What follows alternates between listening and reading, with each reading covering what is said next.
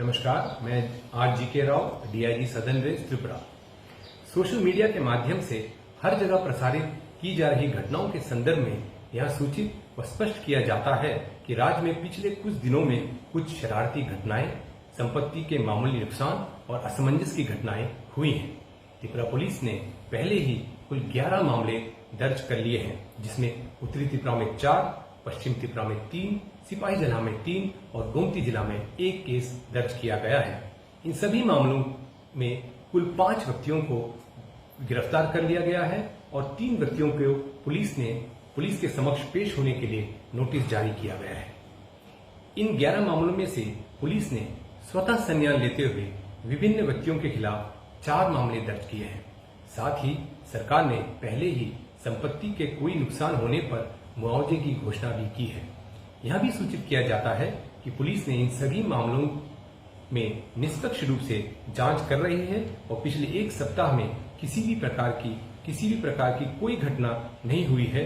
लेकिन एक सुरक्षात्मक उपाय के रूप में पुलिस मिश्रित आबादी वाले क्षेत्रों में 24 घंटे सुरक्षा प्रदान कर रही है। राज्य भर में शांति बैठकें हुई हैं और समाज के सभी वर्गों ने इसकी सराहना की है। ग्राउंड लेवल पर स्थिति सामान्य है।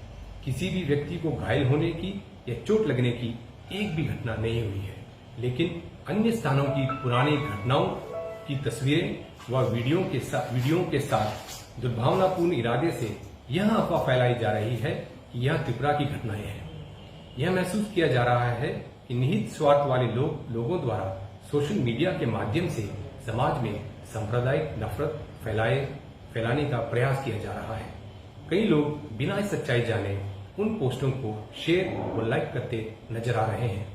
हालांकि पुलिस सोशल मीडिया के जरिए इन पोस्टों का विरोध कर रही है। इन फर्जी सोशल मीडिया पोस्टों के खिलाफ एक नया मामला भी दर्ज किया गया है, जिसमें ट्विटर के 68, फेसबुक के 31 और यूट्यूब के 2 पोस्ट शामिल हैं। व्यक्तियों व संगठनों को इन फर्जी सोशल मीडिया पोस्टों को हटाने के लिए नोटिस भेजे गए हैं। ऐसे फर्जी सोशल मीडिया पोस्ट करने वालों के खिलाफ सख्त कार्रवाई की जाएगी। आपसे अनुरोध है कि इस तरह की अफवाहों पर विश्वास न करें और इसे आगे न फैलाएं।